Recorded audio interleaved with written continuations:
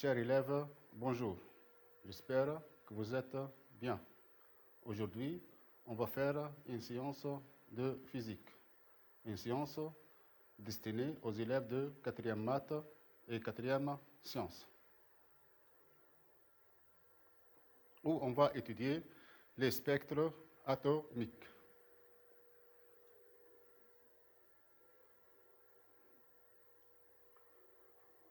On va commencer notre séance par poser cette question. Qu'est-ce que la lumière?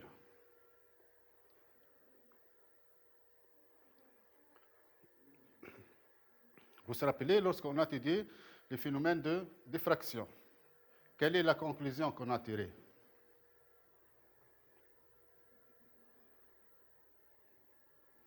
On a dit que la lumière est une onde électromagnétique, c'est-à-dire elle a un caractère ondulatoire. Maintenant, on va poser cette question, comment la matière peut émettre la lumière? Pour répondre à cette question, je vous invite de suivre attentivement cette vidéo. La lumière est un phénomène extraordinaire qui éclaire le monde et le rend visible. Mais comment naît donc cette lumière qui peut provenir de la flamme d'une bougie, d'une ampoule électrique ou d'un verre luisant? La lumière est une forme d'énergie produite par la matière. Pour comprendre comment elle est générée, il faut s'intéresser aux constituants mêmes de la matière, c'est-à-dire ses atomes. Cette ampoule à filament va nous éclairer non seulement par sa lumière, mais aussi sur le principe de sa génération. En alimentant cette ampoule par un courant électrique de plus en plus intense, nous constatons que la lumière émise passe du rougeoiement du filament à une lumière blanche. Que se passe-t-il ? Nous pouvons représenter ce phénomène physique par une animation simplifiée. Lorsque le courant électrique, constitué d'un flux d'électrons, commence à parcourir le filament, l'agitation des atomes qui le constituent augmente sous l'effet de l'interaction avec les électrons. Autrement dit, le filament s'échauffe. Les atomes vont se libérer de cette énergie thermique en émettant des photons, c'est-à-dire des particules de lumière. Dans un autre type de lampe, les lampes spectrales, le courant électrique excite des atomes de gaz. Les électrons de ces atomes qui gravitent autour du noyau dans des nuages électroniques, un peu comme les planètes gravitant autour du Soleil, vont passer sur une orbite d'énergie supérieure et retombent ensuite sur leur orbite d'énergie habituelle en émettant un photon. Ainsi, la lumière est composée de photons créés par la matière. Ces grains de lumière, particules sans masse, se propagent à une vitesse proche de 300 000 km/s. Ils n'ont pas besoin d'un milieu matériel pour se propager, peuvent voyager sur de très grandes distances et sont parfois les témoins d'événements ayant eu lieu il y a des milliards d'années. Ex nihilo nihil fit. Rien ne vient de rien. Et c'est de la matière que naît la lumière. À la suite de notre cours, on va développer les concepts mentionnés dans cette vidéo. On va commencer par grand A, spectre d'émission de la lumière. Premièrement, émission par échauffement d'un corps. Donc, si vous prenez un filament de cuivre et on le chauffe jusqu'à l'incandescence, il sera capable d'émettre la lumière. C'est-à-dire, un corps chauffé peut émettre la lumière. La lumière émise est dite une lumière blanche. Exemple de la vie courante. Donc, l'exemple naturel qui éclaire notre jour, c'est le soleil. Prenez les lampes à filament ou bien les lampes à incandescence. Donc, qu'est-ce que vous trouvez là-dedans? Un filament en tungstène. Donc, si on fait passer ces filaments par un courant électrique, il va s'échauffer et il va émettre la lumière.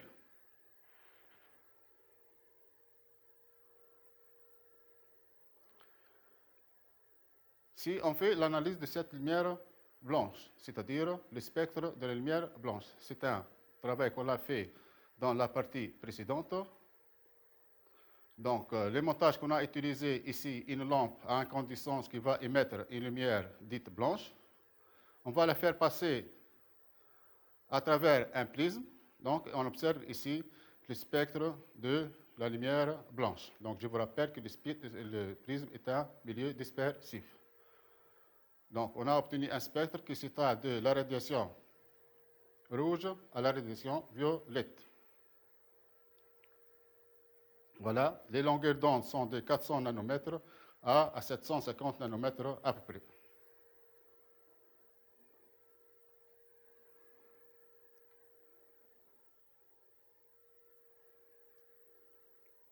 Alors, comment je peux décrire ce spectre? On va dire que c'est un spectre continu. C'est-à-dire la lumière, ou bien le spectre de la lumière blanche est un spectre continu. On regarde maintenant l'émission de la lumière par un gaz excité. Donc, les lampes commercialisées qu'on peut trouver disponibles, c'est une lampe qui utilise le néon comme gaz. Ici, une lampe qui utilise le sodium comme gaz à faible pression. Ici, une autre lampe qui utilise le mercure à faible pression aussi. Alors, d'une manière générale, un gaz excité, c'est-à-dire traversé par un courant électrique, peut émettre la lumière.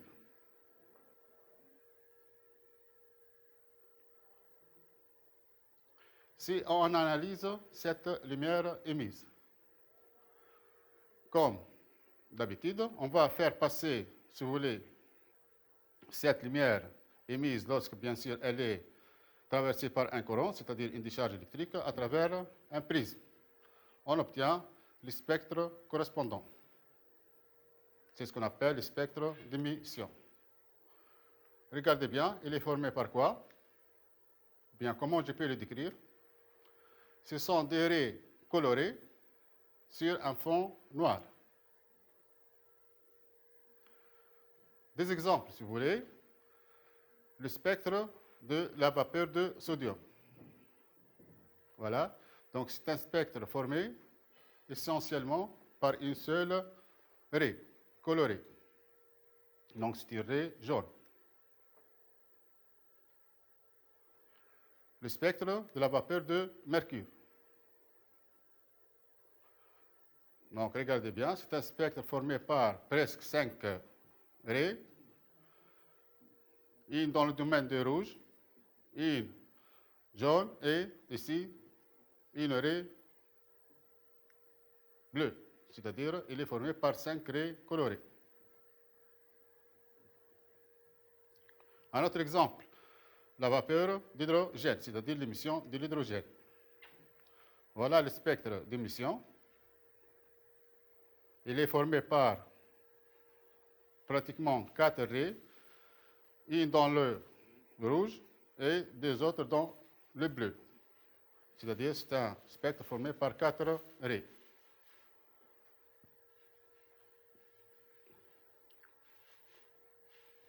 La conclusion qu'on va tirer, c'est-à-dire la description de ces spectres d'émission.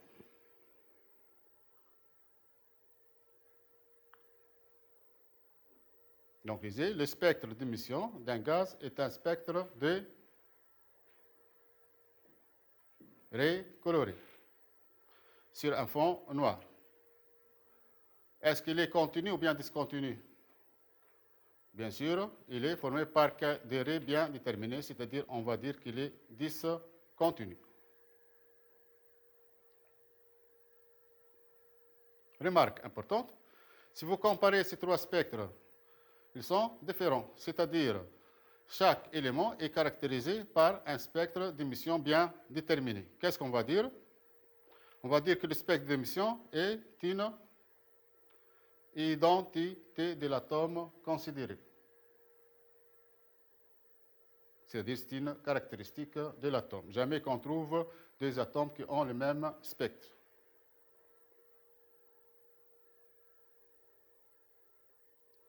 On va passer maintenant à étudier le spectre d'absorption d'un gaz, c'est-à-dire comment la matière va absorber la lumière. Ici, l'expérience qu'on va réaliser, une source de lumière blanche, c'est-à-dire son spectre il est continu, qui s'étale, on a dit, de rouge au violet. On va faire passer cette lumière à travers un gaz étudié, à faible pression bien sûr, et on va analyser la lumière émise qui passe par ce gaz, analysée avec un prisme. Regardez bien le spectre qu'on a obtenu. Comment on peut le décrire, si vous voulez? Regardez bien, les raies, ici, sont des raies noires. Des raies noires, c'est-à-dire absence de lumière, sur le spectre de la lumière blanche.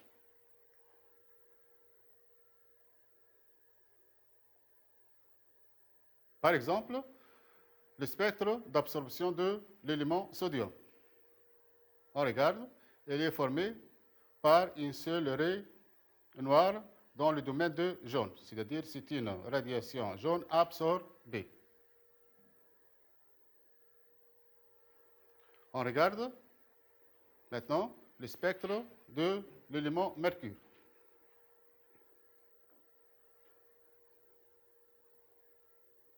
Donc c'est un spectre formé par pratiquement 5 raies noires sur un fond coloré. Voilà, donc ce sont 5 raies noires. Un autre élément, l'hydrogène, son spectre d'absorption est le suivant. Donc remarquez qu'il y a 4 raies noires, toujours sur un fond coloré. Voilà 3 exemples de 3 éléments chimiques. La conclusion qu'on va tirer, c'est toujours une conclusion qui concerne la description de ce spectre. Qu'est-ce qu'on va dire? Le spectre d'absorption d'un gaz est un spectre formé par, on a dit, des raies noires sur un fond coloré. Voilà, si vous voulez, comment on va décrire le spectre d'absorption. Si on compare le spectre d'émission et le spectre d'absorption, pour l'hydrogène par exemple, regardez bien, ça c'est le spectre d'émission, ça c'est le spectre d'absorption. Regardez l'hydrogène émet par exemple la radiation rouge, il absorbe cette même radiation. Ici, il émet la radiation bleue, ici il absorbe la même radiation. Le mercure, constatez bien aussi que chaque raie d'émission correspond exactement à une raie d'absorption. Par exemple, ici, le mercure peut émettre 5 radiations et peut absorber ces mêmes 5 radiations, c'est-à-dire de même longueur d'onde. Alors, quelle est la conclusion qu'on peut tirer avec cette comparaison? On va dire qu'une raie d'émission correspond à une raie d'absorption. C'est-à-dire un élément chimique ne peut absorber que les radiations lumineuses qu'il est capable de les émettre.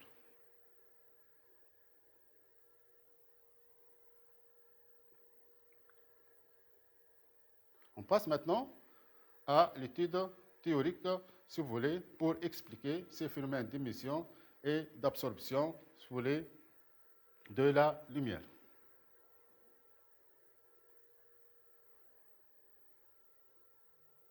Grand A, on va discuter la quantification de l'énergie de l'atome. On va partir d'une expérience réalisée par deux physiciens, Franck, 1882-1964, et Hertz, si vous voulez, 1887-1975. Voilà, avec cette expérience, ces deux physiciens ont le prix Nobel en 1914. Qu'est-ce qu'ils ont fait, ces deux physiciens? Ils ont pris le mercure, les atomes de mercure à faible pression. Donc, une ampoule ici contient le mercure à faible pression. Ici, ils vont exciter ce gaz par un faisceau des électrons. Ici, un émetteur des électrons. Ici, un collecteur des électrons. Donc, les canons d'électrons homocinétiques d'énergie EC, c'est-à-dire les électrons qui vont partir de ces canons, ont énergie cinétique EC. Donc, leur nombre par unité de seconde, c'est NE. Après, qu'est-ce qu'on va analyser ici? On va analyser les électrons, bien, on va compter avec un analyseur, on capte NC, le nombre NC des électrons par seconde, de même énergie cinétique, c'est-à-dire les électrons qui ont la même énergie cinétique initiale de départ, autrement dit. D'accord?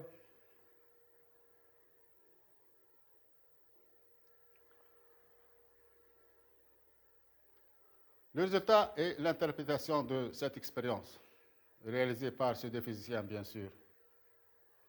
Donc, si on trace la courbe de ce rapport NC sur NE, c'est-à-dire le nombre d'électrons collectés qui arrivent au compteur sur le nombre d'électrons émis, en fonction de l'énergie cinétique de l'électron. Regardez bien. Lorsque on fait augmenter cette énergie cinétique, tant que cette valeur est inférieure à 4,9 électronvolts, bien sûr, je vous rappelle qu'un électronvolt, c'est 1,610-19 joules, donc l'unité internationale d'énergie, c'est les joules. Ça, c'est un sous-multiple de cette énergie. Je dis que lorsque l'énergie cinétique est inférieure à 4,9 électronvolts, le rapport NC sur NE égale 1. Qu'est-ce que ça veut dire ça? C'est-à-dire NC égale NE. Tous les électrons émis vont arriver au compteur, c'est-à-dire sans perdre de l'énergie. Pour une énergie est égale à 4,9, il y a une chute, donc, c'est-à-dire le nombre NC sur NE devient inférieur à 1. Ça veut dire quoi? Ça veut dire que NC inférieur à 1. Donc, l'électron qui perd une partie de son énergie n'est pas compté par le collecteur. Autrement dit, NC inférieur à NE. Voilà. Si EC, on a dit inférieur à 4,9 électronvolts, les chocs électron-atome, c'est-à-dire, puisque à la traversée, si vous voulez, de la vapeur, il y a un choc entre les électrons et l'atome de mercure.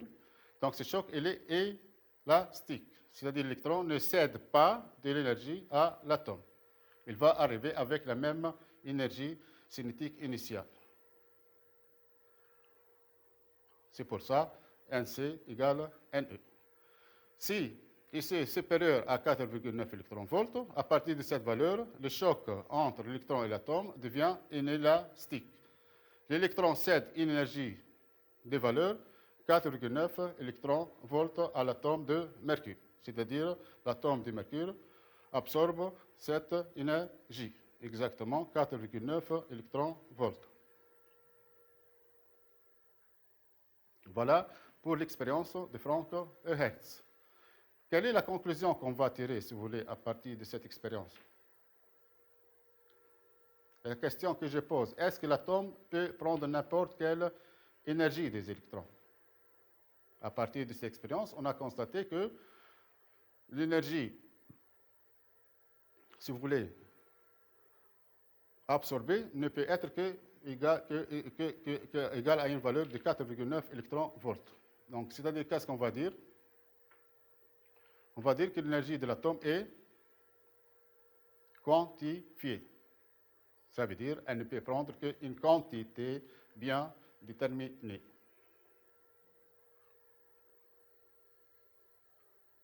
voilà, ne peut prendre que des valeurs bien déterminées.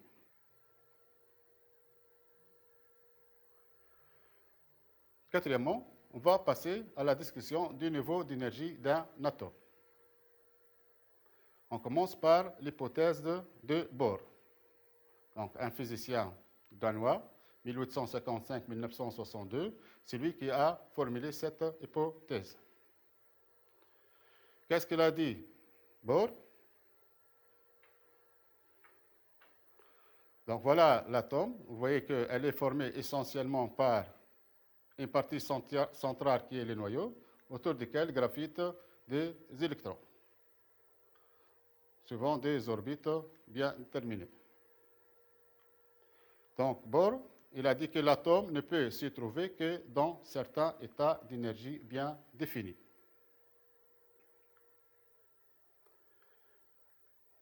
Un autre point, les variations de l'énergie de l'atome sont quantifiées, c'est-à-dire ne peut prendre que des valeurs, on a dit, bien déterminées. Voilà l'hypothèse de Bohr. Avec cette hypothèse, on peut, si vous voulez, décrire l'atome par des niveaux d'énergie. Donc, niveau d'énergie de l'atome.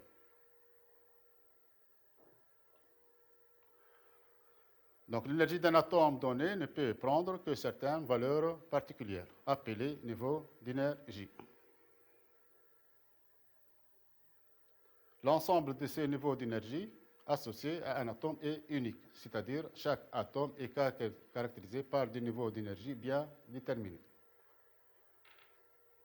On va représenter ces niveaux d'énergie dans un diagramme, appelé diagramme d'énergie de l'atome. Donc, suivant un axe vertical comme ça, on va noter les valeurs des énergies. Donc, l'énergie de bas vers haut, elle va augmenter. Donc, si on note l'énergie en électronvolts, ça c'est le niveau le plus bas, correspond avec une trait horizontale, on va représenter le niveau d'énergie. Donc, là, l'énergie c'est E1. Ça, c'est le niveau 2, dont l'énergie c'est E2, etc. Ça, c'est le niveau 3, E3, E4, etc. Jusqu'à arriver, si vous voulez, au dernier niveau, c'est le niveau infini où l'énergie est égale à 0. C'est ce qu'on va appeler, si vous voulez, l'énergie, donc dans ce cas est nulle, c'est ce qu'on va appeler l'état après ionisé. Voilà, donc cet état d'énergie le plus faible, c'est ce qu'on appelle l'état fondamental. Les autres états sont des états excités, c'est-à-dire l'atome, dans chacun de ces états, elle est excitée. Le dernier état, c'est l'état ionisé, dont l'énergie est nulle. C'est-à-dire, autrement dit, l'électron sera ionisé.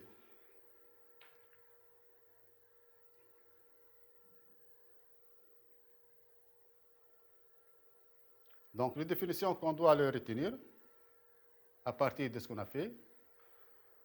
Donc, l'état fondamental, qu'est-ce qu'on a dit? C'est l'état d'énergie minimale.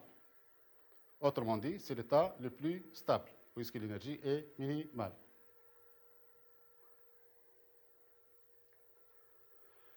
L'état ionisé, c'est l'état d'énergie nulle. C'est-à-dire, comme on l'a déjà dit, l'électron quitte l'atome. Une transition, puisque l'atome, on a vu qu'il peut échanger l'énergie, il va passer une transition, c'est le passage d'un atome, d'un état de niveau d'énergie EP à un état de niveau d'énergie EN. Voilà. Par exemple, ici, une transition qui correspond au passage du niveau E1 au niveau E2. Vous voyez que ici, c'est une transition du niveau bas à un niveau haut. Alors, E2 supérieur à 1, il s'agit alors dans ce cas d'absorption d'énergie, puisque l'énergie va augmenter. On peut avoir, si vous voulez, le contraire, c'est-à-dire une transition du niveau E2, un état excité, au niveau E1. Vous voyez que l'énergie dans ce cas-là, qu'est-ce qu'elle fait? Elle diminue. Alors, il s'agit donc d'une perte d'énergie. C'est-à-dire l'atome va perdre de l'énergie dans ces cas.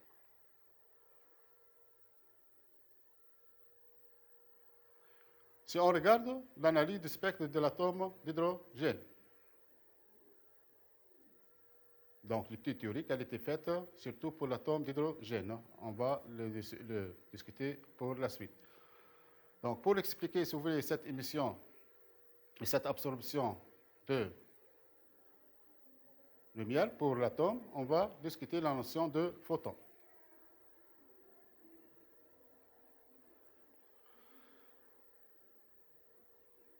Qu'est-ce qu'on admet? Que la lumière est constituée par un flux de particules infiniment petites appelées photons. C'est la notion de photon. C'est quoi un photon? Un photon est un corpuscule, c'est-à-dire une entité de dimension très petite, ou bien on l'appelle un grain de lumière. Sans masse, électriquement neutre, ayant une énergie ou bien un quanta d'énergie. Donc cette énergie est donnée par cette formule, W égale à H fois nu, ou bien égale à H fois C sur lambda. Bien sûr, cette énergie s'exprime en joules, c'est une unité internationale. H, c'est une constante appelée constante de Planck. Planck, bien sûr, c'est un physicien allemand, qui est égal à 6,70 10 34 jours secondes dans le système international, c'est-à-dire des unités. Nu, c'est la fréquence de la lumière en Hertz. Lambda, c'est la longueur d'onde en mètres dans le système international.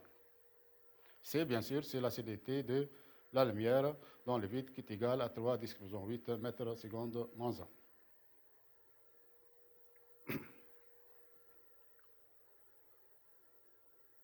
Deuxièmement, dualité onde-corpuscule de la lumière. Donc, si on revient à notre question qu'on a posée au début,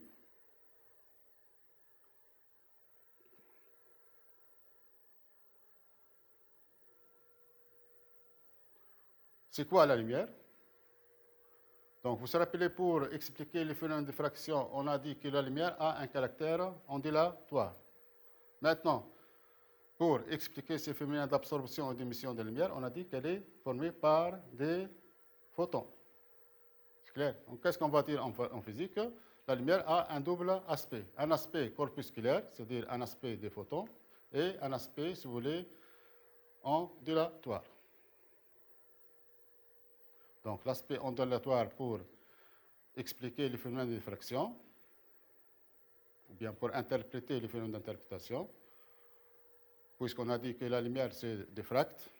Donc, vous avez observé dans une séance précédente la figure de diffraction.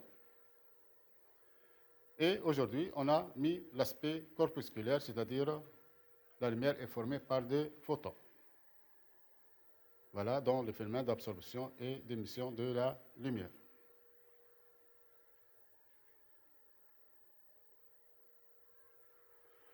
Comme je viens de le dire, on va développer les modèles, bien la théorie, concernant le niveau d'énergie de l'atome d'hydrogène. Donc c'est un modèle qui a été donné par le physicien Bohr, Niels Bohr, 1858-1962. Donc c'est un physicien danois. Qu'est-ce qu'il a dit, ce physicien? Il a dit que pour l'atome d'hydrogène, le noyau est supposé fixe dans l'atome.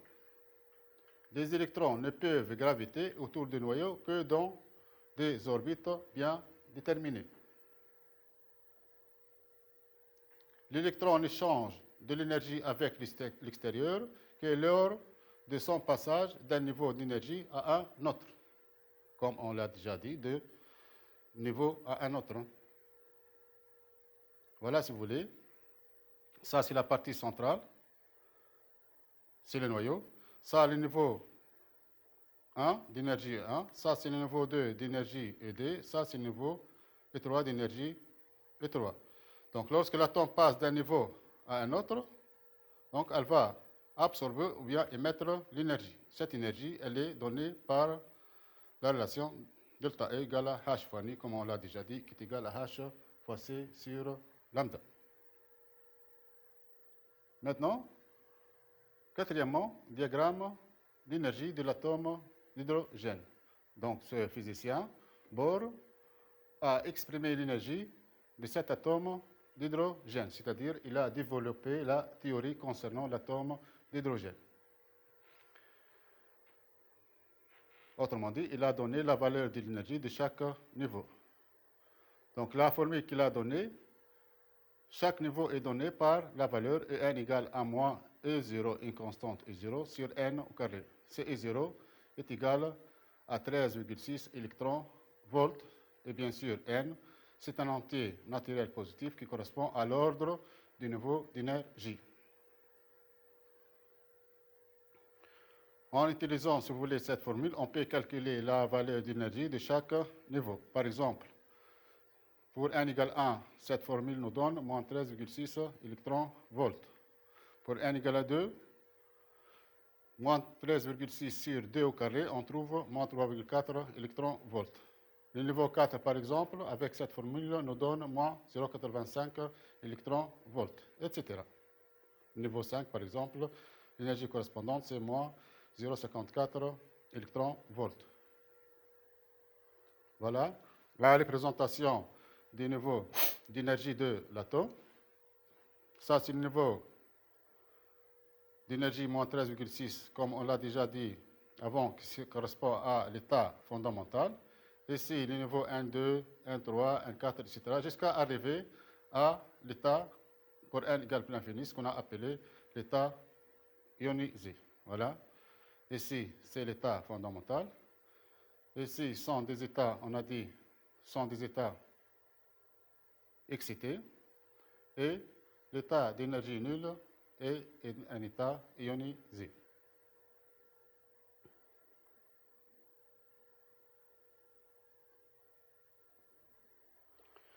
Cinquièmement, on va discuter ce qu'on a appelé transition électronique.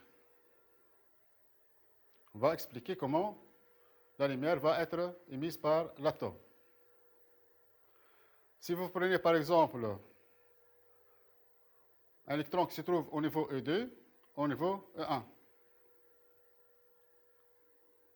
Donc la transition va se faire du niveau E2 au niveau E1, regardez bien. Donc ça, c'est la transition. Donc d'un niveau haut à un niveau bas. Donc c'est une absorption ou bien émission. Donc qu'est-ce qu'elle a fait l'énergie?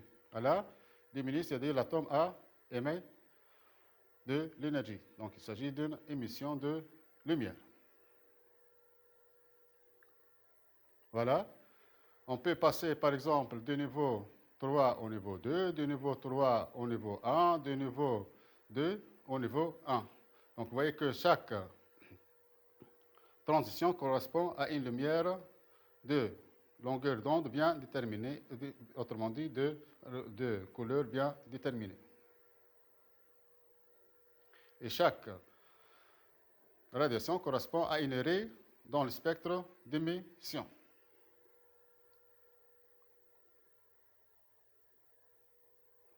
Voilà, d'une manière générale, l'atome émet la lumière quand il passe d'un niveau d'énergie haut à un niveau d'énergie bas.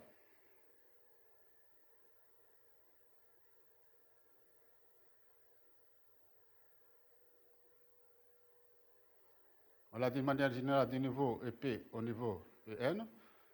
EP est supérieur à N. Lorsqu'on passe de EP à N, l'énergie diminue. Il s'agit alors d'une émission.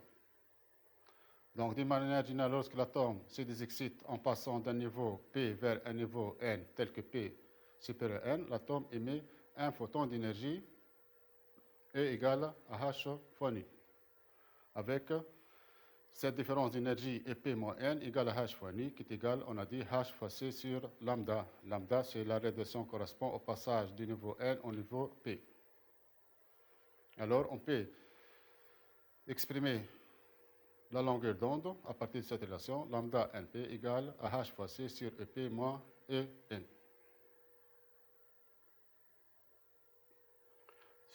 Autrement dit, chaque ray de spectre d'émission correspond à une, voilà, on a dit le spectre d'émission, il est formé par des rays colorés à une énergie, EP moins N égale à H fois nu égale à H fois C sur lambda NP comme on l'a déjà mentionné. Voilà, si vous voulez. C'est-à-dire, par exemple, si vous calculez la longueur d'onde du niveau 3 au niveau 2, il suffit d'utiliser cette formule. Avec H une valeur donnée, C une valeur donnée, et P une valeur donnée, et N une valeur donnée. Ça vous permet de calculer la longueur d'onde correspondante.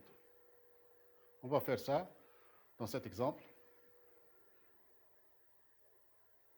Si vous prenez l'atome d'hydrogène qui va passer du niveau N égale à 2 au niveau N égale 1. Voilà le diagramme d'énergie de l'atome d'hydrogène qu'on a discuté. Donc cette transition N égale 2 égale N égale 1, voilà. C'est-à-dire l'énergie de niveau E2, on a dit c'est moins 3,4 et l'énergie au niveau 1, l'état fondamental, c'est moins 13,6. Donc avec la formule précédente, il suffit de calculer lambda correspondant, la longueur d'onde correspondante, H fois C sur E2 moins E1. Donc un calcul fait, faites attention, ici l'énergie elle est en électronvolts. Dans le système international, elle doit être exprimée en joules. En passant d'électronvolts en joules, on a dit qu'un électronvolt est égal à 1,6 10 en 19 joules. Donc on trouve 0,12 10-6 mètres. Ou bien 120 nanomètres. Le nanomètre, c'est les 10 exposant moins 9 mètres. Si on considère cette transition du niveau 3 au niveau 2, c'est-à-dire du niveau 3 au niveau 2, voilà. De la même manière, je vous demande de calculer la radiation, bien la longueur d'onde de la radiation correspondante.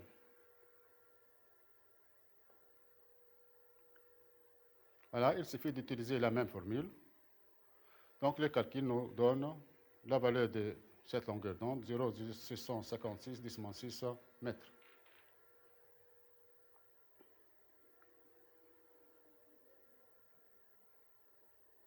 C'était 656 nanomètres.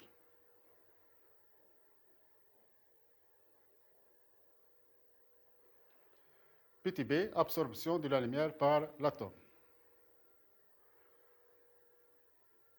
Donc, comme on l'a déjà dit, si on absorbe la lumière, l'énergie de l'atome va augmenter. Donc, si vous prenez un atome au niveau En, donc en absorbant la lumière, c'est-à-dire en absorbant l'énergie, elle va passer du niveau bas au niveau haut.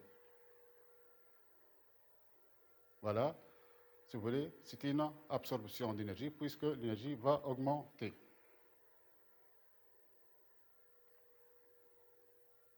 Donc l'atome absorbe l'énergie quand il passe d'un niveau d'énergie bas à un niveau plus haut. De la même manière, la variation d'énergie au cours de cette transition, elle est toujours EP moins N, elle est donnée par la formule H fois nu est égal à H fois C sur lambda NP, c'est-à-dire la longueur d'onde correspond à cette énergie du niveau N au niveau P.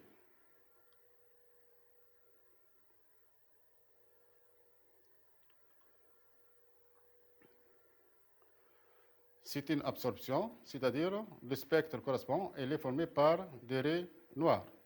Voilà. Chaque raie noire correspond à une absorption de lumière, autrement dit une absorption d'énergie.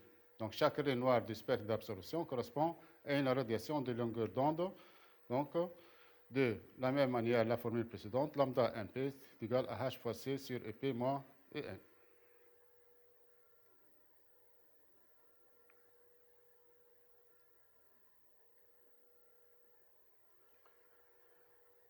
On va définir ce qu'on appelle l'énergie d'ionisation de l'atome.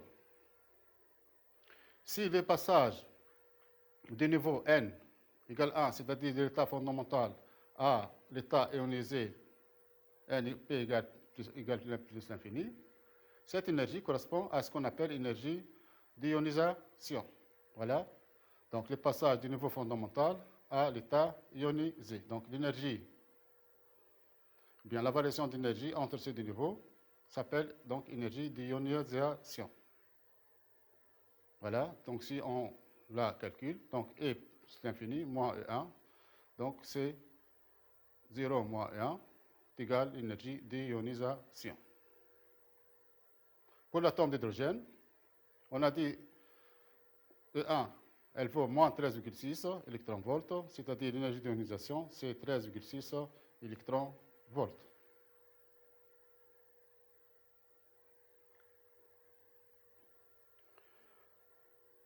La définition qu'on doit la retenir, c'est la définition d'énergie d'ionisation. Donc, comme on l'a déjà décrit ici, l'énergie d'ionisation est l'énergie minimale qu'il faut fournir à un atome à son état fondamental pour le faire passer de l'état ionisé et arracher alors son électron. Voilà, donc si on passe d'un état fondamental à l'état ionisé, donc l'électron va quitter l'atome, c'est-à-dire l'atome sera ionisé.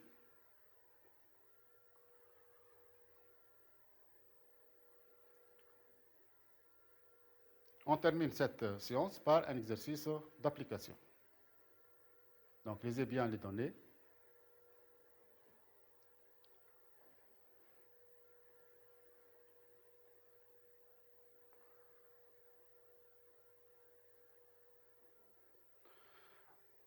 Donc, les niveaux d'énergie quantifiés de l'atome d'hydrogène sont donnés par la formule suivante. En égale moins E0 sur N au carré.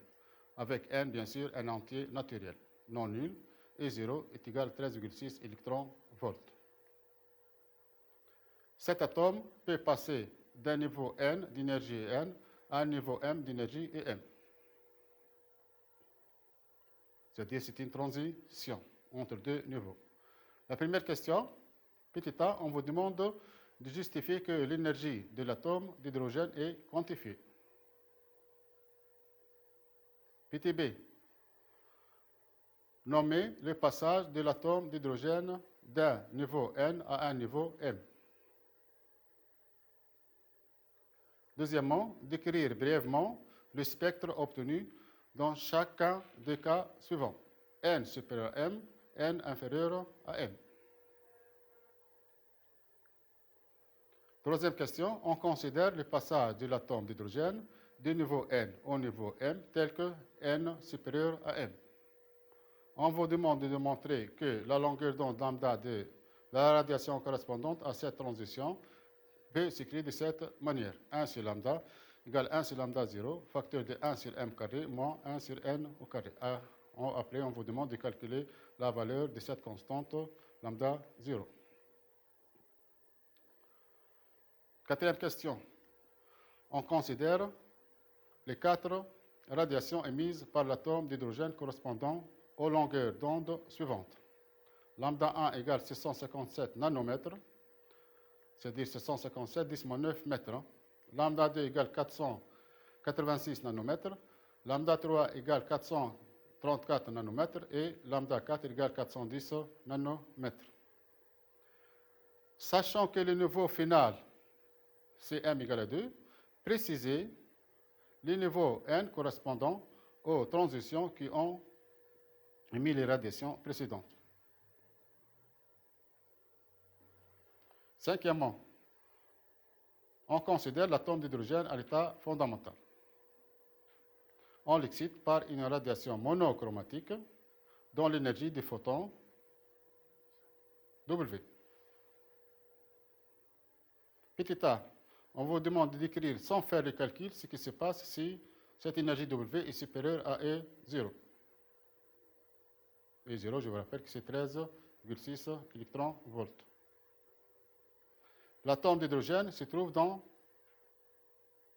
après petit b, calculer la longueur d'onde maximale lambda m de la radiation d'énergie W pour laquelle l'atome d'hydrogène se trouve dans son état ionisé.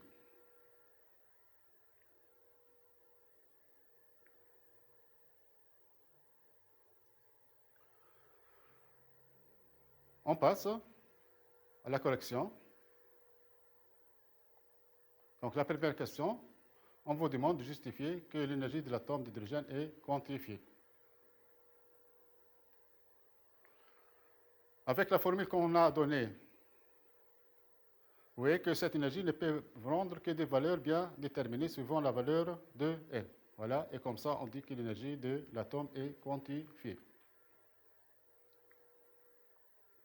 La question suivante, petit b, on vous demande de nommer les passages de l'atome d'un niveau N à un niveau M.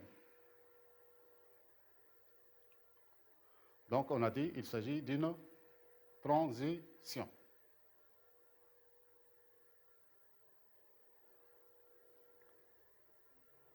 Deuxièmement, on vous demande d'écrire brièvement le spectre, dans ce cas suivant, N supérieur à M et N inférieur à M. Si on prend le premier cas, N supérieur à M, c'est-à-dire le passage va se faire du niveau haut à un niveau bas. Donc il s'agit d'une émission. Autrement dit, on va obtenir le spectre d'émission. Se rappeler, c'est un spectre formé par des raies colorées sur un fond noir. Si vous prenez le deuxième cas, N inférieur à P, le passage correspond au niveau bas à un niveau haut. Autrement dit, c'est une absorption. Et comment on a décrit le spectre? Il est formé par des raies noires, très bien, sur un fond coloré. Voilà. Il suffit de noter ça. Si N supérieur à M, on observe le spectre d'émission formé par des raies colorées. Si N inférieur à M, on observe le spectre d'absorption formé par des raies noires.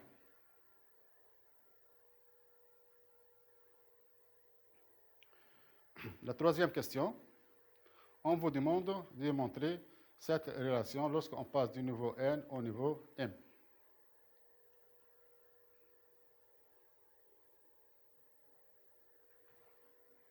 Donc il suffit de faire ce calcul. Le calcul de la variation d'énergie, on a dit c'est En moins Em, puisque N supérieur à M, c'est une énergie positive, qui est égal à H fois nu, c'est-à-dire H fois C, c'est lambda. En revenant à l'expression de En, c'est moins E0 sur N au carré, et M, c'est moins E0 sur M carré. On remplace ça dans cette relation. Donc, on aura H fois C sur lambda. On a mis ici E0 en facteur 1 sur M carré moins 1 sur carré. C'est-à-dire 1 sur lambda égale à E0 sur H C fois 1 sur M carré moins 1 sur carré. Autrement dit, on va poser cette constante 1 sur lambda 0, c'est-à-dire lambda 0 égale à H fois C sur E0.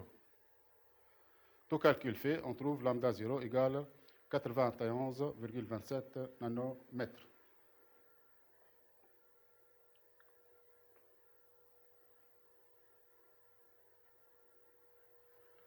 La quatrième question, on vous demande de donner, pour chaque radiation lambda 1, lambda 2, lambda 3, lambda 4, quelle est la transition correspondante qui correspond au niveau final M égale à 2. C'est-à-dire on va calculer les niveaux excités haut qui correspond à chaque radiation. Alors, il suffit de dériser la relation précédente. Avec, bien sûr, on a M égale à 2. 1 sur lambda 0, on aura égale 1 sur lambda 0, 1 sur lambda égale 1 sur lambda 0, 1 sur 2 au carré, c'est 4 moins N au carré. Voilà, si on développe cette écriture, on va trouver l'expression de N égale racine carrée de 4 lambda sur lambda moins 4 lambda 0. Donc on fait le calcul pour chaque longueur d'onde donnée. Voilà le résultat. Avec lambda 1, on trouve N1 égale 3. Avec lambda 2, on trouve N2 égale à 4. Avec lambda 3, on trouve N3 égale à 5. Avec lambda 4, on trouve N4 égale à 6. Bien sûr, ce résultat est prévisible. Vous pouvez le vérifier puisque le retour vers le niveau 2 et c'est une émission de lumière. Donc, la transition correspond du niveau haut à un niveau bas. Les niveaux hauts peuvent être le niveau 3, 4, 5 et 6.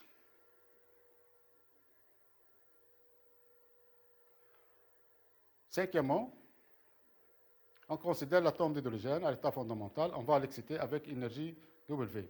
Donc, si W est supérieur à E0, E0 c'est quoi pour nous? C'est en fait l'énergie d'ionisation. Si W est supérieur à 0, le photon peut être absorbé. Et qu'est-ce qu'il va se passer pour l'atome?